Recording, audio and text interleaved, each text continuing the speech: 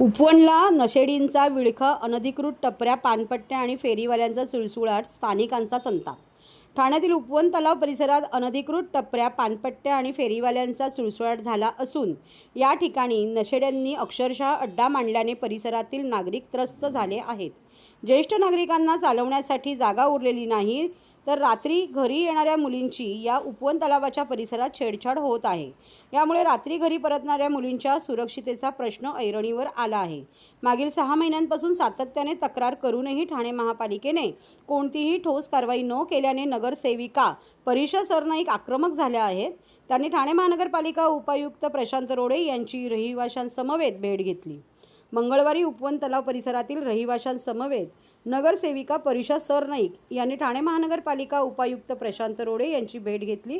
यावेळी त्यांनी अधिकाऱ्यांना धारेवर धरत अनधिकृत टपऱ्या, पानपट्ट्या व फेरीवाल्यांवर तात्काळ कारवाई करण्यात येण्याची मागणी केली.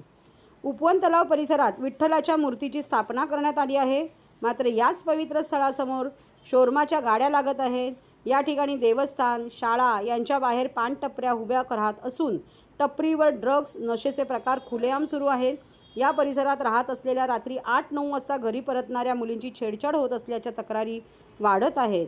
इतरही अनेक अडचणी येत असून आम्ही स्थानिक रहिवाशांसोबत येऊन शेवटचा इशारा ठाणे महापालिकेला दिला आहे. प्रशासनाने कारवाई केली नाही तर आम्ही विठ्ठलाच्या मूर्तीसमोरच ठिय्या आंदोलन करणार आहोत.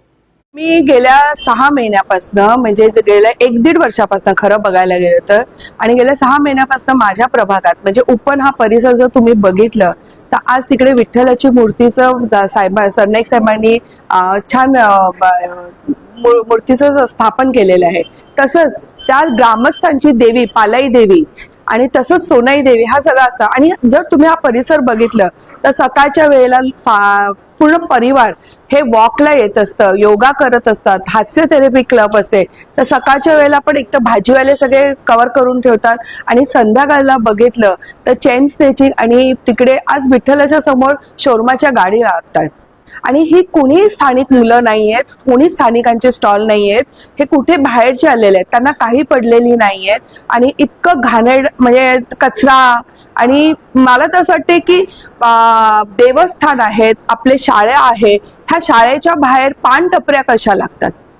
आज शाळे म्हणजे आपण त्याला काय, आज बघा थिराणी शाळेचं पण लेटर आहे, मला वाटते 2 महिने झालेत तरी कोणी कारवाई केली नाहीये. होरायझन स्कूलच्या बाहेर बघा तुम्ही, का तुम्ही असे स्टॉल लावायला देत नाहीये की काहीतरी गिफ्ट आयटम ठेवायचे किंवा बुक्स करायचे, असे का तुम्ही नाही. तुम्हाला पानटपरीच का पाहिजे, शोरमाच का पाहिजे. शोरमाच्या मुळे आज माझं ड्रगचं तिकडे लोक म्हणजे ते बोलतात ना पानटपरी म्हणजे तो पोपटपाट हे सगळं चालू झालेलं आहे. ड्रग तिकडे दिलं जातंय आणि त्याच्यामुळे परवाच तुमच्या ती घटना झालेली आहे की एक माणूस तो पानटपरीवरती त्यांनी ड्रग घेतलं, त्याच्यात ड्रिंक केलं, तो शोरमा खाल्ला आणि नंतर कोकणीपाड्याच्या 10 2 व्हीलर्ससाठी ठोकल्या. आज ती पोलीस कंप्लेंट पण आहे चित्तळसर पोलीस स्टेशनमध्ये. आणि गावणबाग हा एक सुंदर परिसर आहे. गावणबाग तुम्ही जर बघितलं, आज रस्ते चांगले झाले. रस्ते आपण कोणासाठी मोठे करतो, हे अनधिकृत टपऱ्यांसाठी का. आज मुली 16 वर्षाच्या 18 वर्षाच्या मुली आज कॉलेजमधनं 8-9 वाजता क्लासवरनं येतात, ते पानटपरीवरती उभे राहिलेल्या मुलं त्यांची छेडती काढतात.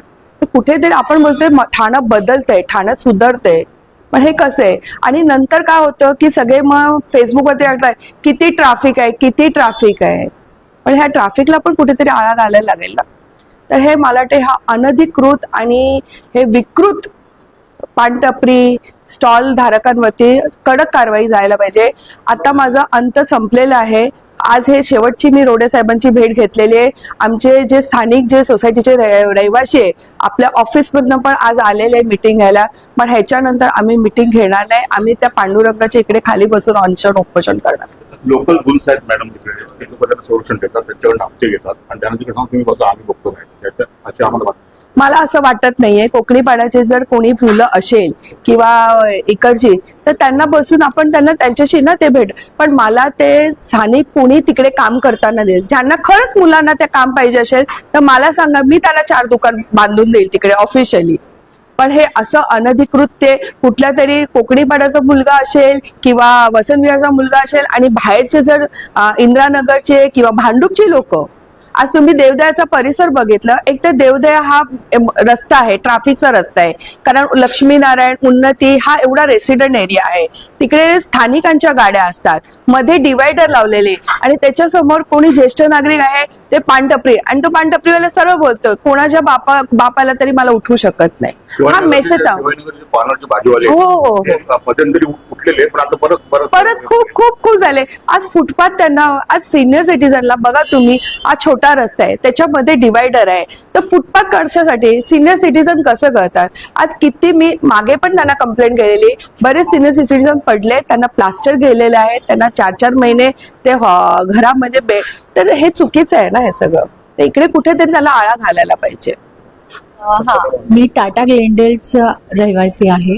आमची अशी मुख्य कंप्लेंट आहे की इतका छान फुटपाथ आहे पण आम्ही बिलकुल वापरू शकत नाही.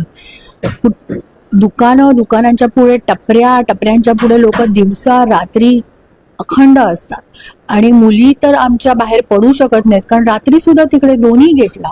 खरं तर आमच्याकडे आधी पाणी यायचं, पाण्यात म्हणजे पाऊस आला की पहिलं पाणी आमचे दोन्ही गेट पाण्यात जायचे. ते परिषदेने इतकं छान आम्हाला करून दिलं की आता संपूर्ण क्लिअर झालं, फुटपाथ खूप छान झाले, पण आता त्याचा आम्ही वापरच नाही करू शकत. सिनियर सिटीजन किंवा तरुण मुली काय, किंवा आम्हाला सुद्धा आम्हाला खाल्लंच चालायला लागतं. त्यामुळे होतंय काय, आणि सगळीकडे त्या टपऱ्या आणि ह्याच्यामुळे पुढे गाड्या असतात, ते डबल पार्किंग, आणि ह्याच्यामुळे रस्त्यावरनं पण चालायची सोय नाही राहिली. तर आम्ही अक्षरशः जीव मुठीत धरून, म्हणजे क्रॉसिंग असतं ना ते आम्ही अक्षरशः जीव मुठीत धरून करतो की कसं करायचं, असं झालंय. तर आमची अगदी नम्र विनंती आहे की ह्याच्यावर खरंच लवकर कारवाई करा.